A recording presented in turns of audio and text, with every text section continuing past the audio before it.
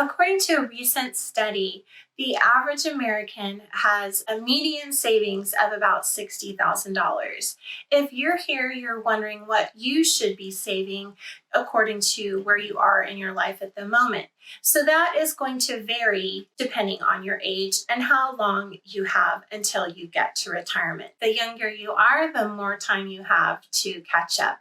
So that's what we're going to talk about. We'll see where you should be depending on your age and where you are in comparison to the average American. Hey everybody, welcome to the House of Fi. I am Wendy and we are here today to talk about your retirement savings. Where are you in comparison to other Americans? We're going to dig into that, see where you are. But first, the question that you have is, how much should I be saving? And the answer to that is the same answer all over the interwebs. It depends. What it depends on is your age and how much longer you have to get to retirement and what you believe your expenses are going to be at retirement. Now, that latter one is, of course, an estimate, and you're going to have to account for inflation, but do your best guess. The fact that you're even attempting to do this calculation says that you're on the right track, and if you continue to follow through, you should be set as long as you're saving a good amount regularly. In addition to knowing when you want to retire, as well as the dollar amount that you want to retire on, there are a couple other factors that are going to play into how much you should have saved. So these are things that are going to bring you income in your retirement that are apart from your savings. So maybe you have a pension from a former employer. Maybe it's not very much, but you will get something from it. That's something to include. Also, there's Social Security.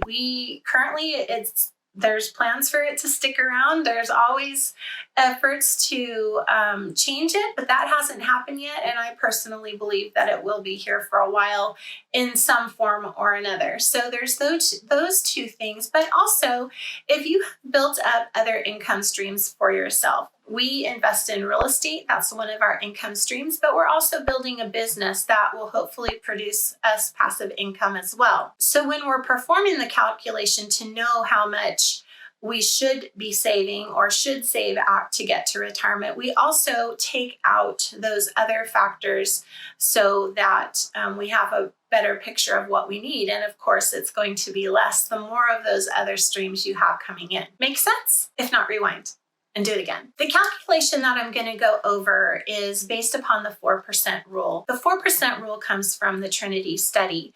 And in that study, a bunch of really smart people, they took these scenarios of savings and age and interest rate and the history of the stock market.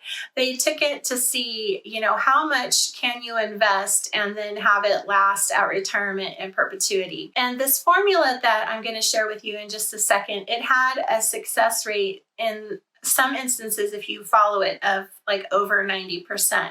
So 90% of the time, if you followed that savings plan, you were going to be successful and not run out of money before you died. That's just a quick overview of it and how it works. So what you do is you take your annual expected expenses at retirement and you times that by 25. So for instance, if you believe that you can live on $40,000 a year at retirement, you would need to save up $1 million because $40,000 times 25 equals $1 million. And it follows along depending on how much you think you'll need. If you think you need $60,000 a year to live on, it's 1.625 million, I believe. If that's wrong, I'll put it on the screen, but it's 1.6 something million. So as you can see, the more you want to have available at retirement, the more you're going to need to save. Once you have the total amount that you need to save, that you can then work backwards and decide, okay, how much am I going to put away a month?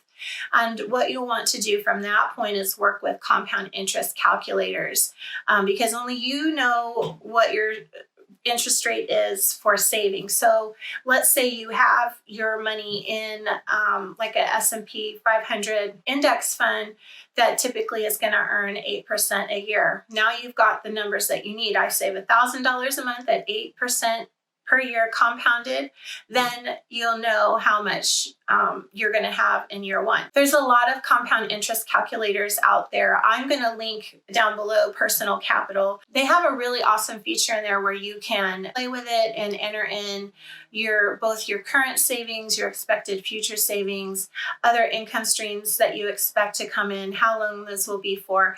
It'll give you both a broad and a more conservative estimate of where you'll be for the duration that you've chosen. Okay, whew, that was a lot of numbers and stuff.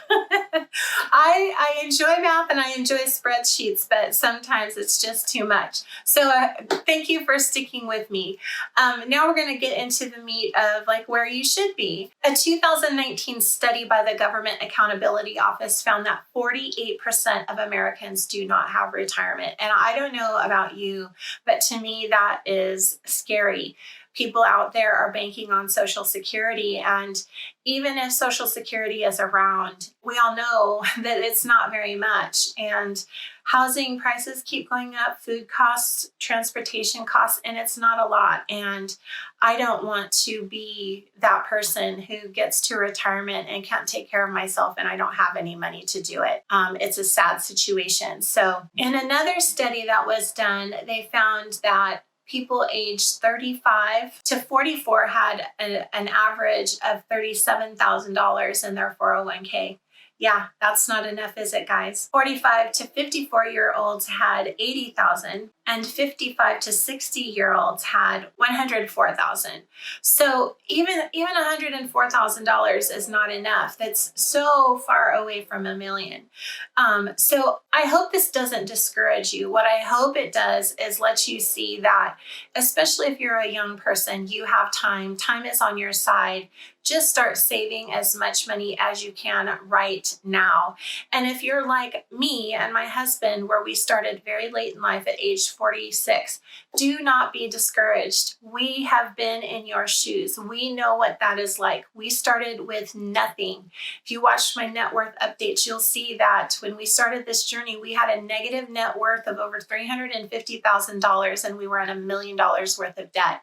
Now we still have a negative net worth, but we have gotten rid of over $700,000 worth of our debt. We have over $100,000 in savings. We have an emergency fund. We have rental properties that are providing us with income streams. You just really need to know where you are, because once you know where you are, you can plot your course to change your life. And I hope that you do. I hope that you found this information helpful.